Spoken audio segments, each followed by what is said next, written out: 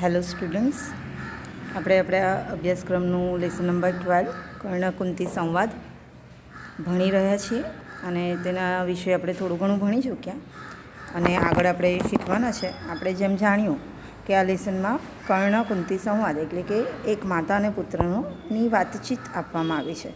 માતા પુત્ર જે છે કર્ણ અને કુંતી એ બેઉ માતા પુત્ર છે, બરાબર. તો આ બંનેની વાતચીત આ લેસનમાં આપવામાં આવી છે. જે વાતચીત મહાભારતના યુદ્ધ પહેલાં કુંતી પોતાના પુત્ર મોટા પુત્ર કર્ણને પોતાના પક્ષે લેવા જઈ રહ્યા હોય છે ત્યારની વાત છે. અને કર્ણ એમની સાથે પ્રશ્ન જવાબ કરે છે કે તમે આજ પહેલાં મને કેમ યાદ ન કર્યો? આજ પહેલાં તમને મારી યાદ ન આવી? જ્યારે લોકો મારું અપમાન કરતા હતા, એક મને સૂત પુત્ર એટલે કે એક સારથીના પુત્ર તરીકે બોલાવતા હતા, ત્યારે તમને મારી યાદ ના આવી અને તમે મને ત્યજી દીધો એટલે કે જન્મતા વેત નદીમાં વહેવડાવી દીધો. ત્યારે તમને એવું ન લાગ્યું કે મારા પુત્રનું શું થશે? અને આજે જ્યારે તમારા પુત્ર પાંડવો એ લોકોના જીવ જોખમમાં તમને દેખાઈ રહ્યા છે, ત્યારે તમે મારી મદદ માંગવા માટે આવ્યા છો. તો આવું બધું તમને શોભે છે? અને રંગભૂમિ પર જ્યારે બધા રાજકુમારોની પરીક્ષા લેવાઈ રહી હતી, એમ પ્રદર્શન થતું હતું, ત્યારે મેં મારી પાસે જે વિદ્યા છે ધનુર્વિદ્યા તેની વાત કરી, પ્રદર્શનની વાત કરી, ત્યારે તમે મને કેમ ઓળખીને એમ ના કહ્યું કે આ મારો પુત્ર છે? અને આવું તમે મને કહ્યું હોત તો આજે મારે દુર્યોધનના પક્ષે ન રહેવું પડત. એ રંગભૂમિના પ્રદર્શન વખતે દુર્યોધને મને એક અંગ પ્રદેશનો રાજા બનાવ્યો, એટલા માટે હું એનો ઋણી બની ગયો અને મેં એવું વિચાર્યું કે અને વચન આપ્યું એને કે હવે આજીવન હું તમારી સેવામાં હાજર રહીશ. એટલા માટે હવે મારે એને મારા જીવનભર સાથ આપવો પડશે. તો તમે ત્યારે જ મને સ્વીકારી લીધો હોત તો આજે મારે દુર્યોધનનો સાથ ન આપવો પડત. ઓકે, તો આવી બધી વાતચીત થઈ છે એ આપણે જાણ્યું. આગળ જોઈએ, આપણું અહીંયાથી બાકી છે લેસન. ઓકે,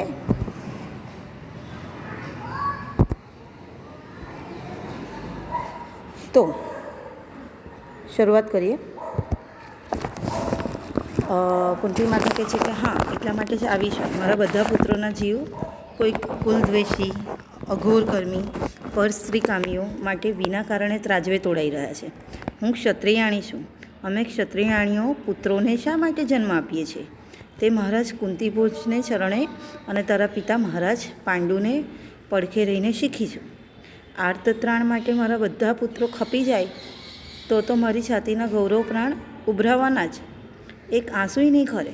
અંતરહર્ષ પામવાનું કે આર્તનું રક્ષણ કરતાં મારા પુત્રો ખપી ગયા, પણ એક અભિમાની, બીજો પિશુન અને ત્રીજો અંધાંધ. તેમાં આર્ત છે કોણ? આર્ત તો છે મારી અમૃતલતા દ્રૌપદી. અને આગળ બોલી શકતા નથી. શું કહે છે? કુંતી માતા કહે છે કે હા, મારા પુત્રોના જીવ મને જોખમમાં દેખાય છે, માટે જ હું આવી છું. મારા બધા પુત્રોના જીવ કોઈ એવો અઘોરકર્મી એટલે કે જે ખરાબ કામ કરવાવાળો છે, કુલદ્વેષી એટલે કે આ દુર્યોધનની વાત થઈ રહી છે, જે કુળનો નાશ કરનારો છે, જે લોકોની બીજી સ્ત્રીઓ ઉપર, માતા અને સ્ત્રીઓ ઉપર ખરાબ દ્રષ્ટિ નાખનારો છે, એવા વ્યક્તિઓની સાથે યુદ્ધ કરી અને મારા પુત્રોના પ્રાણ જતા રહે તેવું હું ઈચ્છતી નથી. તો હું ક્ષત્રિયાણી છું, એટલે હું ક્ષત્રિયાની માતા છું, પત્ની છું, બરાબર.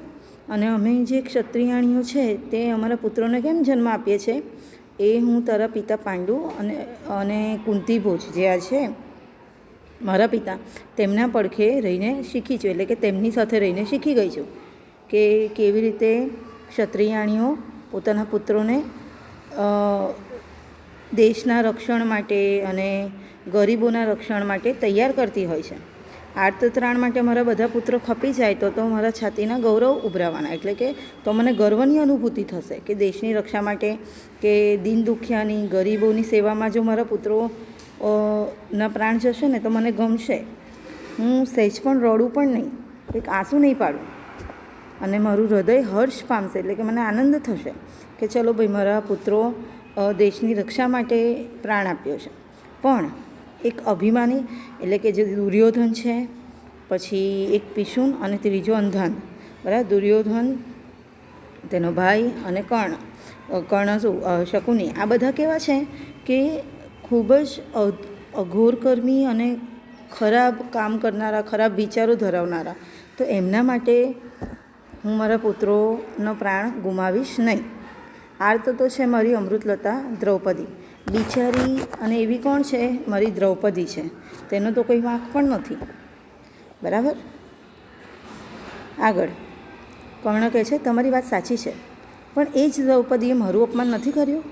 કર્ણ શું કહે છે કે તમારી વાત સાચી છે કે દ્રૌપદી વિચારી છે, પણ એ દ્રૌપદીએ બધાનું અપમાન કર્યું છે, મારું પણ એણે અપમાન કર્યું છે. કર્ણ એમ કહે છે, બરાબર. કારણ કે જ્યારે દ્રૌપદીનો સ્વયંવર હતો અને ત્યારે ઘણા બધા રાજા મહારાજાઓને બોલાવવામાં આવ્યા હતા, ત્યારે દ્રૌપદીએ કર્ણને, જ્યારે કર્ણ ખૂબ સક્ષમ હતો અને કસોટી શું હતી કે ઉપર દેખાતી માછલીની આંખમાં તીર મારવાનું, ત્યારે કોઈનાથી એ પોસિબલ નથી થતું. અને ત્યારે આ જે કર્ણ છે એ ઊભો થાય છે એ માછલીની આંખ વીંધવા માટે, પરંતુ દ્રૌપદી એમ કહે છે કે એક સૂત પુત્રને હું પરણું નહીં, એટલે એને કોમ્પિટિશન કરવા જ નથી દેતી. ઓકે, એટલે એ અપમાન કરે છે કે આ સૂત પુત્ર છે ને, હું એના સાથે લગ્ન નહીં કરું, એટલે એ કોમ્પિટિશન જીતી પણ જાય તો મારે એની સાથે લગ્ન કરવા નથી. એટલે કર્ણ કહે છે કે દ્રૌપદીએ તો મારું પણ અપમાન કર્યું છે. કુંતી કહે છે એને જ શા માટે? મેં પણ અપમાન કર્યું છે, એ માટે તો ક્ષમા માંગવાનું હું જનેતા પોતાના બાળક પાસે ક્ષમા માંગવા માટે આવી છું. શું કહે છે કે એટલા માટે જ હું માફી માંગવા આવી છું. હું એક માતા તરીકે મારા પુત્ર પાસે માફી માંગવા ઈચ્છું છું. કુંતી કહે છે ના માં ના, એવું કંઈ પાપમાં ન નાખશો. અહીંયા છે ને કુંતીની જગ્યાએ કર્ણ લખજો. ઓકે, અહીંયા કર્ણ આવશે, તો આ જરા કરેક્શન કરી દેજો. કર્ણ કહે છે ના માં ના, મને એવું કંઈ પાપમાં ન નાખશો, પણ હું ક્ષત્રિય ન બની શક્યો. સૂતના ઘરમાં ઉછર્યો, સૂતના જાત સંસ્કારો પામ્યો, મને પોતાને જ હીન ગણતા, હીન નહીં હોવા છતાં હીન ગણતા હું શીખ્યો. લઘુ નહીં હોવા છતાં લઘુતા ભાવે મને ગ્રસી લીધો.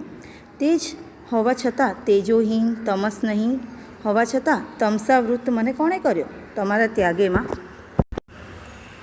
શું કહે છે કે હું જે છું આજે, હું ક્ષત્રિય છું જન્મથી, તે છતાં પણ તમે મને ત્યજી દીધો, એટલે કે મને અપનાવ્યો નહીં અને પાણીમાં વહેવડાવી દીધો. એટલે હું સૂતના ઘરે, એટલે એક સારથીના ઘરે ઉછર્યો, અને એ સારથીના ઘરે ઉછર્યો એટલે એમના સંસ્કારો પામ્યો. એમના સંસ્કારો પામ્યો એટલે હું પોતે હીન નહોતો, નીચો નહોતો, નાનો નહોતો, તે છતાં પણ હું પોતાની જાતને નીચો ગણવા લાગ્યો, કારણ કે હું એક સારથીના ઘરે તમે મને ઉછરવા દીધો. અને આ લઘુતા ગ્રંથિ મારામાં કોણે જન્માવી? તમારા ત્યાગના લીધે મારામાં લઘુતા ગ્રંથિ જન્મી. લઘુતા ગ્રંથિ એટલે કે પોતાની જાતને નીચી, નાની ગણવી. ઓકે, એને લઘુતા ગ્રંથિ કહેવાય. અને હું તેજોહીન બન્યો, મારામાં કેટલું બધું તેજ છે, કેટલું બધું મારામાં પ્રકાશ છે, લાઇટ છે, પણ એ બધું હોવા છતાં પણ હું મારી જાતને કેવી માનવા માંડ્યો કે મારી પાસે કંઈ જ નથી, એવી રીતે માની અને લોકોની સમક્ષ હું પોતાની જાતને હીન માનવા માંડ્યો. તો એ બધું તમારા ત્યાગે મને બનાવ્યું. આગળ જોઈએ. કુંતી કહે છે અપરાધી છું તારી સહસ્ત્રીથીએ વધારે વાત, પણ તને ત્યાં મારી સાથે રાખીને હું જીવાડી શકી હોત બેટા. તું કહે કેટલા જીવી શકે છે? તું જેને તારું અપમાન કહે છે તેને જ તારું જીવનદાન હું તો સમજી હતી. કુંતી કહે છે હું સાચી વાત છે, હું તારી ગુનેગાર છું, અપરાધી છું. અને એકવાર નહીં, સહસ્ત્રથી એ વધારે વાર, સહસ્ત્ર એટલે કે ઘણા બધા વખત સુધી, હજારો વાર, બસ હું તારી ગુનેગાર છું, હું માનવા તૈયાર છું. પણ તને હું મારી સાથે રાખી હોત તો પણ જીવડાવી શકી ન હોત. મેં તને રાખ્યો હોત મારી સાથે તો પણ તું જીવી ન શકત. અને આવા કેટલા બાળકો જીવી શકે છે તું વિચાર. એના કરતાં હું એવું માનું છું કે મેં તને ત્યાગ કર્યો તો તને જીવનદાન મળી શક્યું. કર્ણ કહે છે તેને લીધે જ હું અપમાન પણ પામ્યો છું, સૂત પુત્રને નહીં વરું, એમ તેથી જ સાંભળવું પડ્યું છે. કર્ણ કહે છે કે એટલા માટે જ મારું અપમાન થયું, સૂત પુત્રને નહીં વરું. સૂત પુત્રને નહીં વરું એનો મતલબ શું છે? આ દ્રૌપદીના શબ્દો છે, એના લગ્ન, દ્રૌપદીએ જ્યારે આ એક્ઝામ રાખી હતી, કસોટી રાખી હતી માછલીની આંખ વીંધવા માટે, ત્યારે એણે કર્ણને આવું કીધું હતું કે હું સૂત પુત્ર સાથે એટલે કે સારથીના પુત્ર સાથે લગ્ન નહીં કરું. નહીં વરું એટલે કે એની સાથે લગ્ન નહીં કરું. ઓકે, એવું મારે સાંભળવું પડ્યું હતું. કુંતી કહે છે સાંભળવું તો પડ્યું છે, પણ તેને જ કારણે તું શ્રોતીઓનો દાતા, રાજવીઓનો રક્ષક અને ધનુર્ધારીઓનો શિરોમણી બની શક્યો છે. જીવન બહુ સંકુલ છે બેટા. તેની એક આંખમાં છે અમૃત અને બીજી આંખમાં છે વિષ. શું કહે છે કે હા, તારી વાત સાચી છે, તારે સાંભળવું પડ્યું હશે. અને તેથી જ તું ઘણા બધા જે ગરીબોને એવા લોકો છે તેમના માટે દાનવીર કહેવાયો છે, રાજાઓનો રક્ષક કહેવાયો છે. અને ધનુર્ધારીઓમાં જે ધનુષ વિદ્યા જાણે છે એમનામાં સૌથી ઊંચો શિરોમણી એટલે કે સૌથી ઉપરના લેવલનો ફર્સ્ટ તું બની શક્યો. જીવન બહુ સંકુલ છે બેટા. જીવન તો આવું જ છે કે તમારે એક બાજુ દુઃખ અને એક બાજુ સુખ હોયા જ કરે. એક આંખમાં અમૃત છે એટલે કે સુખ છે અને બીજા આંખમાં વિષ છે. ઓકે, જીવન આનું જ નામ છે. કર્ણ કહે છે જીવન સંકુલ જ છે માં. સરળ હોત તો આજે કેવા સુખો પામ્યો હોત આપણે માં. કુંતી કહે છે તારા મુખે માં સાંભળીને મારું બળી ગયેલું અંતર શાતા પામે છે. કર્ણ કહે છે તમારી વાત સાચી છે, જીવન સંકુલ છે, કઠિન છે, અને જો સરળ હોત તો આપણને બધાને કેટલા સુખ હોત. કુંતી કહે છે કે હા, તારી વાત સાચી છે. તારા મુખેથી હું મા શબ્દ સાંભળું છું તો મારા હૃદયમાં ખૂબ શાંતિ લાગે છે. કર્ણ કહે છે તમે જ કહ્યું ને જીવન સંકુલ છે, એટલે તમારે ચિરાતા હૈયે મારો ત્યાગ કરવો પડ્યો. મને પણ વેદના થાય છે કે શા સારું તમે મોડા આવ્યા, સહેજ વહેલા કેમ ના આવ્યા. હું તમારી સાથે કશુંય બોલ્યા વિના ચાલી નીકળ્યો હોત. કર્ણ કહે છે તમે કીધું ને કે એ વાત સાચી છે કે જીવન મુશ્કેલ છે, અને એટલા માટે જ તમે પણ એક મા તરીકે મને ખબર છે કે માતાને પોતાના પુત્રને તરછોડવામાં કેટલું બધું મુશ્કેલી લાગે, તેનું હૃદય ન માને, અને તે છતાં પણ તમારે પણ કંઈક ને કંઈક મજબૂરી હશે એટલા માટે જ તમે મને છોડી દીધો. તો એ વાત સાચી છે, હું માનું છું. પણ તમને એવું લાગતું હશે કે મને દુઃખ નથી થતું. મને પણ ખૂબ વેદના થાય છે કે તમે કેમ મોડા આવ્યા. તમે થોડા વહેલા આવ્યા હોત તો હું એક પણ શબ્દ બોલ્યા વગર તમારી સાથે ચાલવા માંડત. કુંતી કહે છે હજી પણ ચાલ ને બેટા. યુધિષ્ઠિર તને છત્ર ધરશે, ભીમ તને ચામર ઢોળશે. તો કહે છે હજુ ચિંતા ના કરીશ. યુધિષ્ઠિર અને ભીમ હંમેશા તારી સાથે રહી અને તારું રક્ષણ કરશે. તું હજુ પણ મારી સાથે આવી શકે છે. કર્ણ કહે છે એ માટે મેં દુર્યોધનનો પક્ષ છોડ્યો એમ લોક માને, એટલે આવીશ નહીં માં. તમને જેમ લજ્જાનું પડ ભેદવું કઠણ છે તેમ વીરોને લોકાપવાદનું પડ ભેદવું કઠિનતમ છે. કર્ણ કહે છે કે પછી લોકો મારી વાતો કરશે કે આ લોકો પોતાના ભાઈઓ મળી ગયા એટલા માટે દુર્યોધને એના પર ઉપકાર કર્યો હતો, તે છતાં પણ કર્ણએ દુર્યોધનનો પક્ષ છોડી દીધો. જેમ સ્ત્રીઓ માટે લાજનું પડ ખૂબ ભેદવું એટલે કે એને પાર કરવું ખૂબ કઠણ હોય છે, તે જ રીતે અમારા લોકો માટે, વીરો માટે લોકાપવાદ, લોક વત્તા અપવાદ, આ સંધિ છે અહીંયા. ઓકે, અહીંયા સંધિ છે. આ લોક પ્લસ અપવાદ એટલે કે લોકોમાં અપવાદનું પાત્ર મારે નથી બનવું. બરાબર, વીરો માટે લોક અપવાદનું પાત્ર મારે નથી બનવું. લોકો મને આવી રીતે બોલાવે કે આ એક એવો વ્યક્તિ છે જેણે પોતાના ભાઈઓ માટે ખરા સમયે મદદ કરનારને છોડી દીધો, તો તમે મને એવું કહેવડાવવા માંગો છો. આગળ જોઈએ. સતીત્વ વિનાની નારી ને યશ વિનાનો પુરુષ બંને અર્ધમૃત છે એમાં. શું કહે છે? જે નારીમાં સતીત્વ ન હોય, પવિત્રતા ન હોય, અને જે પુરુષમાં યશ ન હોય, કીર્તિ ન હોય, વીરતા ન હોય, એ બંને કેવા છે? અર્ધમૃત. અર્ધમૃત એટલે કે અડધા મૃતક હોય એ પ્રમાણે અડધા મરી ગયેલા કહેવાય. તમારા પુત્રને તમે અર્ધમૃત અવસ્થામાં જીવવા કહો છો માં? કુંતી કહે છે, ના બેટા, એવું કેમ કે સહેવાય કે હું એવું નથી કહેવા માગતો. આગળ જોઈએ. કર્ણ કહે છે, બસ તો થઈ રહ્યું. મેં દુર્યોધનની નૌકામાં પગ મૂક્યો છે. મને ખબર છે કે એ નૌકા બંદરે પહોંચવાની નથી. પહેલાં એટલી ખબર નહોતી, પણ મંત્રણા ગૃહમાં શ્રી કૃષ્ણનું જે સ્વરૂપ જોયું પછી તો શંકા નથી રહી કે દુર્યોધનની નૌકા ડૂબવાની છે. પણ એણે મારે ભરોસે પ્રયાણ કર્યું છે. ભીષ્મ, દ્રોણ, કૃપાચાર્યના વિશ્વાસે નહીં. આ વિશ્વાસઘાત કરું તો કયા નરકમાં પડું? ઓકે, અહીંયા કર્ણ શું કહે છે? તો બસ તો પછી હું આવી રીતે કોઈને ધોકો નહીં આપું. દુર્યોધને મારા લીધે થઈને મહાભારતનું યુદ્ધ છેડ્યું છે અને મને ખબર છે કે એનો પક્ષ જીતવાનો નથી. એની નૌકા એટલે કે એની નાવડી બંદરે પહોંચવાની નથી, કિનારે નથી પહોંચવાની. કેમ મને ખબર પડી? કારણ કે જ્યારે મંત્રણા ગૃહમાં રાજમહેલમાં મંત્રણા ગૃહ છે ત્યાં શ્રી કૃષ્ણ ભગવાન આવ્યા હતા અને એમણે જે પોતાનું વિરાટ સ્વરૂપ બતાવ્યું તેનાથી મને ખબર પડી ગઈ કે પાંડવોના પક્ષે શ્રી કૃષ્ણ ભગવાન પોતે છે, વિષ્ણુ ભગવાનનો અવતાર. તો એટલા માટે એમની જીત ચોક્કસ થશે અને અમે હારવાના જ છે. પણ તે છતાં પણ હું દુર્યોધનનો સાથ છોડી શકું નહીં. ઓકે,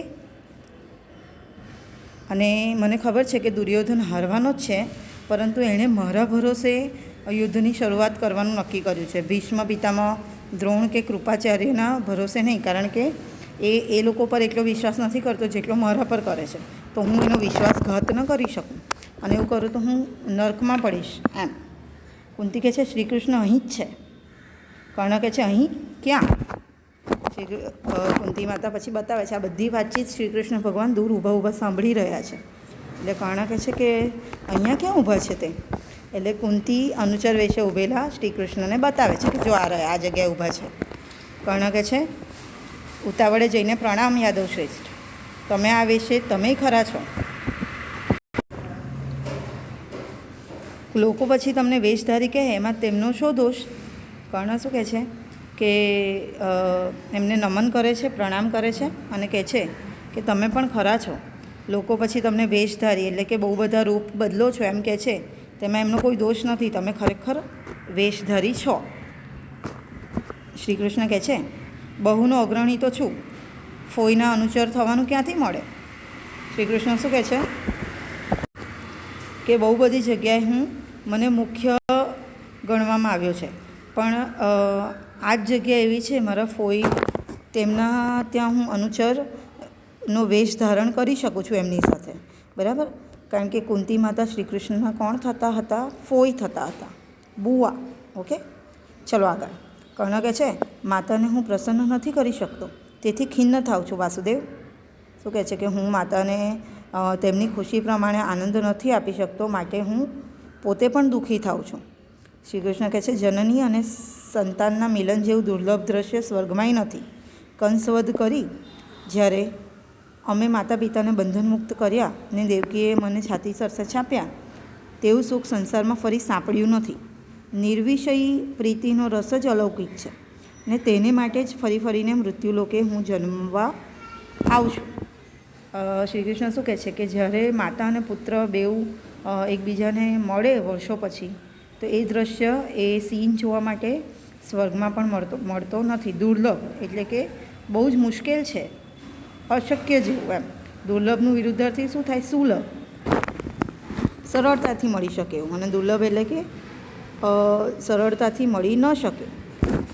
પછી એ એક્ઝામ્પલ આપે છે કે જે રીતે મેં કંસ વધ કર્યો ત્યારે કંસનો વધ કર્યો એટલે કે એમને મોતને ઘાટ ઉતાર્યા મારા કંસ મામાને, અને ત્યાર પછી માતા દેવકી અને વાસુદેવને મેં જ્યારે બંધન મુક્ત કર્યા, જેલમાંથી છોડાવડાયા, ત્યારે માતાએ મને ખૂબ ભાવથી, પ્રેમથી ગળે લગાવ્યો હતો, અને એવું સુખ મને સંસારમાં કદી મળ્યું નથી.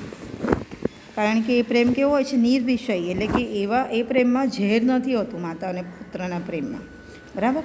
એ ખૂબ જ અલૌકિક છે, અનન્ય છે, અને એવું ફરીવાર મને મળ્યું નથી. માટે જ મને પૃથ્વીલોક પર, મૃત્યુલોક એટલે શું? પૃથ્વીલોકને મૃત્યુલોક કેમ કહેવામાં આવે છે? કારણ કે પૃથ્વી પર જે જન્મે છે તેનું મૃત્યુ થાય છે માટે. ઓકે, આગળ કર્ણ કહે છે, ભગવાન, હું દુર્યોધનનો ત્યાગ નથી કરી શકતો. તેનું મને આજે ઘણું દુઃખ છે, પણ એણે મને મોટો કર્યો. બીજા જ્યારે અવગણના કરતા હતા તેવા કપરા સમયે મારો હાથ ઝાલી ઊંચો લીધો. તેને તજવો તે ક્ષાત્ર ધર્મ નથી. તેના કરતાં તમારા હાથનું મૃત્યુ શ્રેષ્ઠતર છે. શું કહે છે? કર્ણ કહે છે કે ભગવાન, તમારી વાત સાચી છે, પણ હું દુર્યોધનનો સાથ છોડી નથી શકતો. કેમ નથી છોડી શકતો? કારણ કે એણે મને ઘણું બધું આપ્યું છે અને એટલા માટે હું હવે તેનો સાથ ન છોડી શકું. એણે મને મોટો કર્યો એટલે કે મને ઊંચા હોદ્દા પર બેસાડ્યો છે. હું તો સૂત પુત્ર છું, તે છતાં પણ મને એક રાજા બનાવ્યો. એટલે હું એની અવગણના ન કરી શકું, એને નકારી ન શકું. એણે મને કપરા સમયે એટલે કે મુશ્કેલ સમયે મારો હાથ પકડ્યો છે. કોણે? દુર્યોધને. માટે તેનો હું ત્યાગ નથી કરી શકતો. અને એ મારો ક્ષાત્ર ધર્મ એટલે ક્ષત્રિયનો ધર્મ ન કહેવાય. એના કરતાં તો હું તમારા હાથે મરી જાઉં તે સારું છે. તમારા હાથે હું મરી જાઉં તે વધારે સારું છે. શ્રી કૃષ્ણ કહે છે, ઓહો, સંસાર કેવો સંકુલ છે. તેમાં રસ્તો હોય છતાં રસ્તો લેવાતો નથી, અમૃત છે છતાં પીવાતું નથી. પણ કર્ણ, તને હું એટલું જ કહું છું કે ક્ષાત્ર ધર્મ કરતાં એક ઉચ્ચતર વસ્તુ છે. તે છે કશાય આવરણ, કશાય અભિમાન વિનાનો માત્ર ધર્મ. તે ધર્મને જે ગણે છે, જાણે છે, આચરે છે, તે ક્ષત્રિય છે. તે ધર્મ તને એક દહાડો દેખાશે ત્યારે તું સમજીશ કે પરાક્રમ ને ક્ષાત્રત્વ એક નથી. અશ્વત્થામા ને અર્જુનની જેમ અલગ અલગ જ છે. શું કહે છે? કે શ્રી કૃષ્ણ કહે છે કે આ સંસાર કેવો છે, એમ કે આપણને ખબર હોય કે સાચો રસ્તો કયો છે, પણ આપણા બંધનોના લીધે આપણે એ રસ્તા પર જઈ નથી શકતા. હવે સપોઝ તને જ ખબર છે કર્ણ કે ધર્મ કઈ બાજુ છે, પાંડવોના પક્ષે, પણ તું દુર્યોધનનો પક્ષ નથી છોડી શકતો, કારણ કે તું તેની મિત્રતાથી, એના ઉપકારોથી દબાયેલો છે. અમૃત છે છતાં પીવાતું નથી. પણ કર્ણ, તને હું એટલું જ કહીશ કે ક્ષાત્ર ધર્મ કરતાં એક ઉચ્ચતર વસ્તુ છે. ક્ષત્રિયના ધર્મ કરતાં ઉપરની એક વસ્તુ છે. એ કઈ છે? તે છે કોઈ પણ આવરણ વિના, કોઈ પણ પળ વિના, અભિધાન વિનાનો માત્ર ધર્મ, કશી પણ ઘમંડ વિનાનો ફક્ત ધર્મને રસ્તે તું ચાલ. અને આપણે જાણીએ છીએ કે શ્રી કૃષ્ણ ભગવાને ઘણા બધા લોકોને એમ જ કહ્યું છે કે તમે ધર્મના રસ્તે ચાલો. ઓકે? જે ધર્મને જાણે છે અને આચરે છે. આચરવું એટલે કે તેને પોતાના જીવનમાં ઉતારો. તે શું છે? તે જ સાચો ક્ષત્રિય કહેવાય. તે ધર્મ તને એક દાડો દેખાશે અને તું સમજીશ કે પરાક્રમ અને ક્ષાત્રત્વ એક નથી. જે દિવસે તને ધર્મ દેખાશે તે દિવસે તને ખબર પડશે કે પરાક્રમ એટલે કે શૂરવીરતા અને ક્ષત્રિયતા બેઉ અલગ અલગ છે. કઈ રીતે? જે રીતે અશ્વત્થામા અને અર્જુન અલગ અલગ છે તે રીતે. ચલો આગળ. કર્ણ કહે છે, ઝાંખું દેખાય છે, પણ હવે હું આગળ નીકળી ગયો છું, પાછું ફરાય તેમ નથી. કહે છે, મને ખબર છે કે તમે મને શું સમજાવવાની કોશિશ કરી રહ્યા છો. મને એ વસ્તુ આછી ઝાંખી દેખાય પણ છે, પણ હવે હું દુર્યોધનવાળા રસ્તા પર બહુ આગળ નીકળી ગયો છું, એટલે ત્યાંથી મારાથી પાછું નહીં અવાય. શ્રી કૃષ્ણ કહે છે, તને અભિષ્ટ હોય તેમ કર. તને અભિષ્ટ હોય તેમ કર એટલે કે તને યોગ્ય લાગે તેમ તું કર. કર્ણ કહે છે, પણ મારી એક વિનંતી છે તમને અને માતાને. હું જ્યેષ્ઠ પાંડવ છું, તે ધર્મરાજને ન કહેતા. તેમનું કોમલ અંતઃકરણ હું જાણું છું. તેઓ જાણશે તો યુદ્ધારંભ જ નહીં કરે અને બીજી વાત નહીં કરતા કે ગાંડીવ ધનવા કિરીટીને. આ વાત પછી ફાલ્ગુનની બંધુપ્રીતિને, સૌહાર્દ ગાંડીવની પણછને પૂરી તાણવા ન દે. તે ભલે મને પ્રતિસ્પર્ધી જ માને, મારામાં હવે પ્રતિસ્પર્ધીની યોયુત્સા નથી. શ્રી કૃષ્ણ હવે ઉપર વહેશે સ્વામીનિષ્ઠા અને અંતઃશ્રવાતો થશે માતૃમહિમા. શું કહે છે? કર્ણ કહે છે, મારી એક તમને બેઉને અરજી છે, વિનંતી છે તમને અને માતાને, કે એ વિનંતી એ છે કે હું જ મોટો, પાંડવોમાંથી મોટો છું, એ તમે યુધિષ્ઠિરને ન કહેતા. યુધિષ્ઠિરને ધર્મરાજ કહેવામાં આવે છે, કારણ કે ક્યારે પણ ખોટું નહોતા બોલતા અને હંમેશા ધર્મના જ રસ્તા પર ચાલે, ભલે એમનું પોતાનું પણ અહિત થાય તો પણ. ઓકે? એટલે કહે છે કે તમે યુધિષ્ઠિરને અને અર્જુનને, કોમળ અંતઃકરણ હું જાણું છું, એટલે યુધિષ્ઠિરનું હૃદય ખૂબ કોમળ છે એ મને ખબર છે. એ યુદ્ધનો આરંભ જ નહીં કરે. અહીંયા પણ સંધિ છે, યુદ્ધારંભ. ઓકે? યુદ્ધ વત્તા આરંભ. અને બીજી વાત, તમે ગાંડીવ ધનવા કિરીટીને ન કહેશો, એટલે કે અર્જુનને ન કહેશો. ગાંડીવ ધનવા કિરીટી એટલે ગાંડીવ એ અર્જુનના ધનુષ્યનું નામ હતું. એટલે એ અર્જુનને વાત ન કરશો, કારણ કે એ પણ એક બંધુ પ્રીતિ ભાઈ ભાઈના પ્રેમ વિશેની વાત જાણી અને પછી ધનુષ્ય નહીં ચલાવી શકે. તે ધનુષ્યની દોરીને, પણછને એટલે કે દોરીને ચલાવી નહીં શકે અને મારા પર તીર નહીં ચલાવી શકે. તે મને ભલે પ્રતિસ્પર્ધી માને, કોમ્પિટિટર માને, અને હું એ લોકોને કોમ્પિટિટર નથી માનતો. હવે ફક્ત હું એટલું જ માનીશ કે મારે દુર્યોધનનો સાથ આપવાનો છે. દુર્યોધન મારો સ્વામી છે, માલિક છે, અને એ જેમ કહેશે એમ હું કરીશ એમ. પણ મારામાં કોઈ કોમ્પિટિશન નથી બીજા પ્રત્યે. કુંતીને માથું નમાવી એટલે કે માતાને પ્રણામ કરે છે. માં, વિજય તો તમારો જ થશે, પણ પાંડવો 5ના 5 રહેશે. અર્જુન હણાશે તો હું, અને હું હણાઈશ તો અર્જુન. શું કહે છે કે માતા, વિજય એટલે કે જીત તો તમારી જ થશે, અને પાંડવો પણ 5 જ રહેશે. પાંડવોમાંથી મેં જેમ એક વચન આપ્યું છે તમને કે હું બધા પાંડવોને નહીં મારું, ફક્ત અર્જુનને મારીશ. તો જો કાં તો અર્જુનના હાથે હું મરાઈ જઈશ અને કાં તો મારા હાથે અર્જુન મરાઈ જશે. તો તમારા 6ના જગ્યાએ 5 પુત્રો તો રહેશે જ. હણાવશે એટલે કે મૃત્યુ પામશે.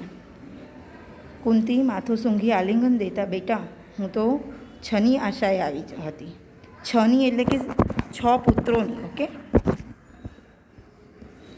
કુંતી માતા શું કહે છે, એને વહાલ કરે છે અને કહે છે કે મને તો એવી આશા હતી કે મારા 6 પુત્રો મારી પાસે હશે.